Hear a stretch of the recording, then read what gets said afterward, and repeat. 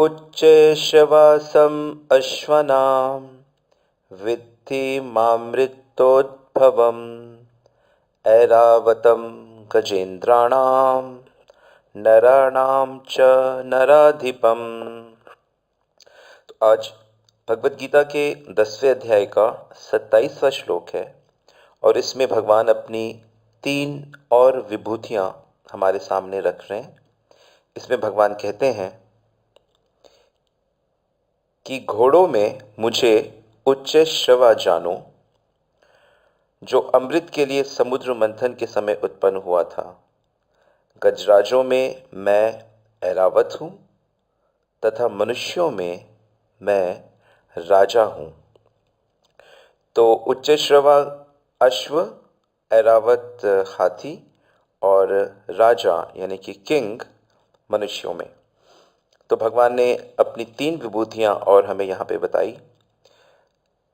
बहुत समय पहले की बात है कि देवताओं और दैत्यों के बीच में समुद्र मंथन हुआ था और उस मंथन में पहले विष निकला और विष पूरे संसार को निगल रहा था, हताश कर रहा था। तब सबने भगवान शिव से प्रार्थना की और भगवान शिव ने उस विष को अपने कंठ में रखा, जिस कारण से वह नीलकंठ रूप से प्रसिद्ध हुए। तो भगवान शंकर विष को सहन कर सकते हैं, हम लोग ऐसा नहीं कर सकते। बड़े बड़े महापुरुष जैसा करते हैं, हमें आवश्यक नहीं है कि हम वैसा करें। आवश्यक ये है कि महान पुरुष जो कहते हैं हमें वह करना चाहिए। लोग कई प्रकार का नशा करते हैं और भगवान शंकर पे एलिगेशन लगाते हैं कि हमारे शंकर जी भी भांग पीते हैं, नशा करते हैं। पर ऐसा कुछ नहीं है। कुछ तांत्रिक विद्याओं में कुछ इस प्रकार की चीज़ें शायद हो सकती हैं, लेकिन भागवत ग्रंथ जो सभी शास्त्रों का प्रमाण है, जिसे व्यासदेव ने अपनी समाधि में देखा था और उस ज्ञान को हमारे सामने रखा, तो भागवत के अनुसार भगवान शिव परम वैष्णव हैं। वे भगवान के गुण अवतार हैं और वे एक परफेक्ट वैष्णव को कैसा होना चाहिए इसका एग्जाम्पल हमारे सामने रखते हैं। सदैव दूसरों की सेवा के लिए तत्पर रहते हैं, यही शिव है। सदैव दूसरे का कल्याण, आध्यात्मिक कल्याण कैसे हो, इस विषय में वे प्रयत्नरत हैं। इसीलिए उनका नाम शिव है। शिव का अर्थ ही होता है दूसरों का कल्याण करना। और भगवान ने पहले के श्लोक में बताया भी है कि रुद्राणाम शंकरश्च अस्मि, रुद्रों में मैं शंकर हूँ। उच्च श्रवा जो अश्व है, इसे मंथन के समय बलि महाराज ने ले लिया था, जो दैत्यों के राजा थे। और ये घोड़ा बहुत गजब का है। यह आकाश में, पाताल में, जल में, अग्नि में कहीं भी जा सकता है और इसकी गति भी मन की गति के समान तीव्र है। ठीक उसी प्रकार ऐरावत भी है। ऐरावत को इंद्र ने मंथन के समय स्वीकार किया था और इन दोनों को ही भगवान ने अपनी विभूति कहा है। और क्योंकि ये रत्न, 14 रत्न उस समय समुद्र से प्रकट हुए थे और उसके उपरांत फिर अमृत प्रकट हुआ, जिसे भगवान धन्वंतरी ने बड़ी सावधानी के साथ देवताओं को दिया। फिर भगवान ने मोहिनी अवतार लिया और कैसे दैत्य और असुरों के बीच में काफ़ी कंपटीशन रहा, इसे आप लोग भागवत के 8वें स्कंद में पढ़ सकते हैं। तो कहने का अर्थ ये है कि ये रत्न जो हैं, ये सब भगवान की विशेष कृपा है जो इस जगत में आई, और ये ऑफकोर्स देवताओं के पास है। जैसे सुरभि गाय भी इसमें से प्रकट हुई थी। तो इन सब दिव्य अश्व ऐरावत के माध्यम से देवता लोग भगवान की सेवा करते हैं। ऐरावत इंद्र का वाहन है और यह भी कहीं भी जा सकता है। और ऐरावत बहुत साक्षी है बहुत सी युद्धों का और बहुत से इवेंट्स का। लेकिन कई बार ऐरावत भी गलती करता है। जैसे एक बार जब दुर्वासा मुनि ने इंद्र को एक भगवान की माला दी, तो वो माला इंद्र ने ऐरावत के गले में पहना दी और ऐरावत ने वो माला निकाल कर फेंक दी, जिससे दुर्वासा मुनि बहुत क्रोधित हो गए और उन्होंने श्राप दिया कि इंद्र का राज्य चला जाएगा। तो इस तरह की घटनाएं भी होती रहती हैं। इससे हमें सीखने को मिलता है कि गुरुदेव की हर चीज़ को बहुत सम्मान प्रदान करना चाहिए और भगवान की जो भी निर्माल्य हैं, जो भी वस्तुएं भगवान को अर्पित होकर हमारे समक्ष आती हैं, वह सब बहुत ही अधिक रिस्पेक्टफुल भाव उनके प्रति होना चाहिए। वास्तव में जो भी चीज़ें भगवान से कनेक्टेड होती हैं वह सब दिव्य होती हैं, वह सब अंतरंग शक्ति की पाठ होती हैं। तो हम अपनी आँखों से अक्सर इन्हें नॉर्मल समझते हैं। जैसे कि हम भगवान के मंदिर में जब हमें चरणामृत प्राप्त होता है तो हम सोचते हैं कि अरे ये कैसे खट्टा दही जैसा थोड़ा खटास इसमें आ गई है। तो ऐसा नहीं सोचना चाहिए। चरणामृत जो है वो भगवान के दिव्य देह का अभिषेक हुआ है उससे, और इस कारण से वह जल, वह घी, वह दही, वह मधु एक दिव्यता को प्राप्त किया हुआ है। तो जब भी हम लोग चरणामृत ग्रहण करें तो हम यही सोचें कि हाय हमारा कितना सौभाग्य है कि यह जल हमें भगवान के श्री अंगों के स्पर्श के बाद भगवान हमें इसे लेने का अवसर प्रदान कर रहे हैं।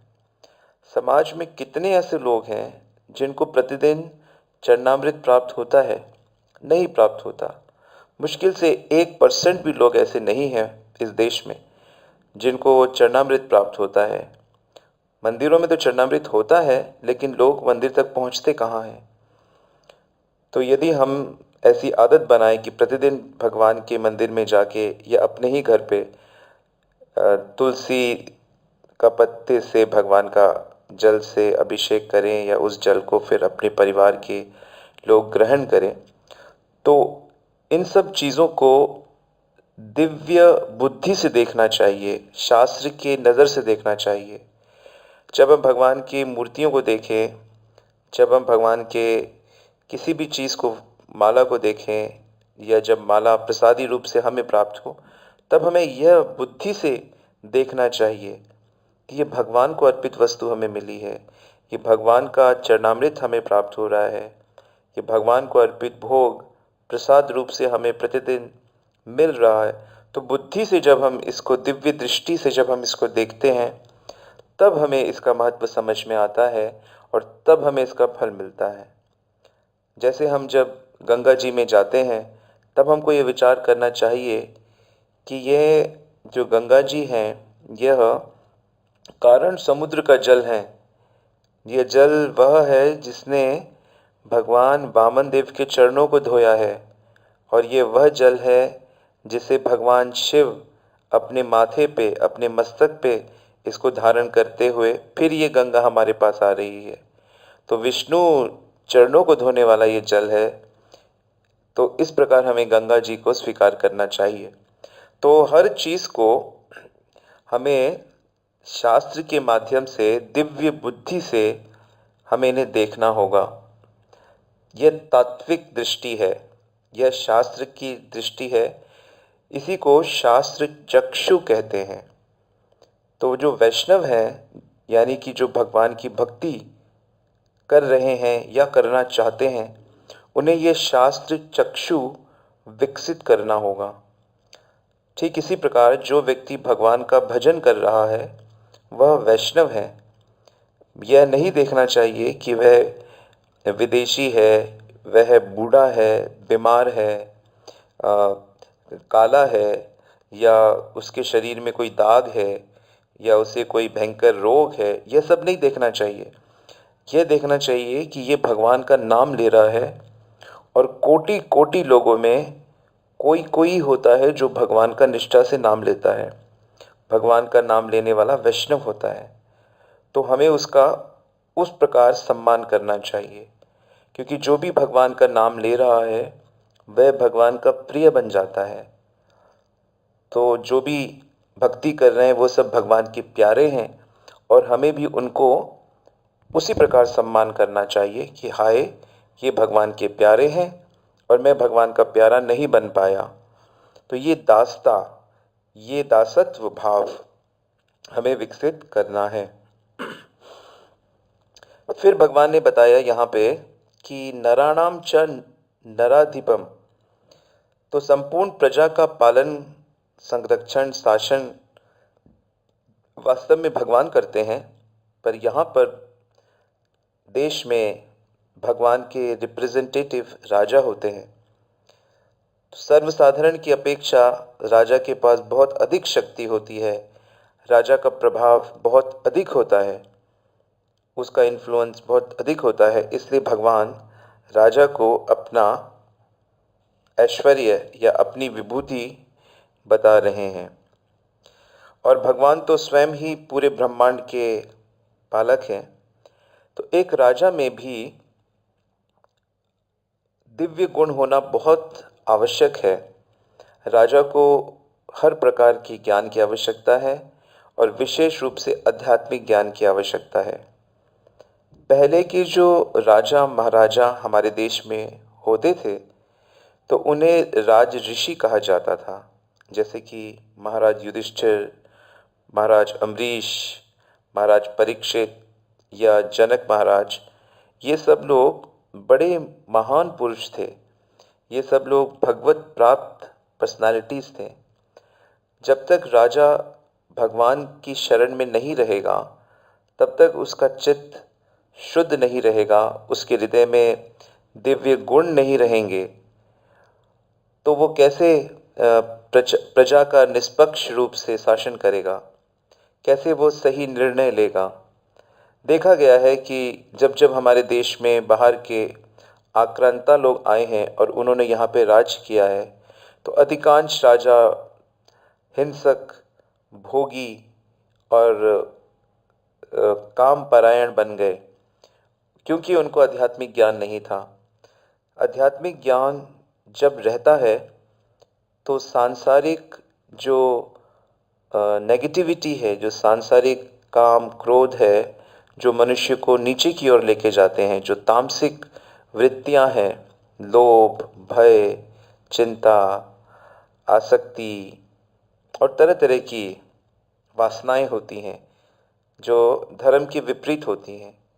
तो जब धर्म का पालन किया जाता है, जब स्पिरिचुअल प्रैक्टिस की जाती है, तब ये क्वालिटीज़ हमसे दूर रहती हैं।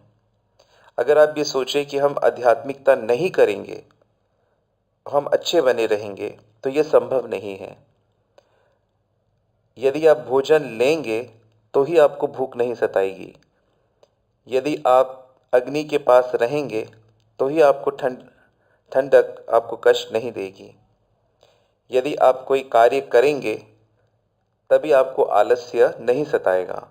तो ठीक उसी प्रकार यदि आप आध्यात्मिक चीज़ों में एंगेज रहेंगे, आपका तन, आपका मन, आपकी बुद्धि, आपकी इंद्रियां, आपके हाथ पैर, सब कुछ जब आध्यात्मिक क्रियाओं में एंगेज रहेंगे, तब ही आप इन नेगेटिव इन्फ्लुएंस से, इन तामसिक वृत्तियों से दूर रह पाएंगे। तो यही चीज़ आप अपने परिवार के सदस्यों में डालें कि हमें स्पिरिचुअलाइज रहना है और आध्यात्मिक रहने के लिए आपको प्रयास करना पड़ेगा। भक्ति करने के लिए आपको समय की अपेक्षा नहीं करनी चाहिए कि बूढ़े होके करेंगे, या अपने आप जब भगवान की इच्छा होगी, जब उसका बुलावा आएगा तब करेंगे, या जब हमारे शुभ कर्म उदय होंगे हम तब भक्ति करेंगे। नहीं, भक्ति करना परम आवश्यक है। यह तन कांचा कुंभ है, माही किया रही वास, कबीरा नैनन निहारिया नाही जीवन की आस। जहाँ तेरा निवास है वह शरीर कच्चे घड़े के समान है। कबीर जी कहते हैं कि मैंने बहुत विवेक दृष्टि से इसे देख लिया है कि इसमें बहुत दिन रहने की आशा नहीं है, ना ही जीवन की आस। तो जीवन वैसे ही बहुत क्षणभंगुर है, जीवन का एक पल का नहीं पता।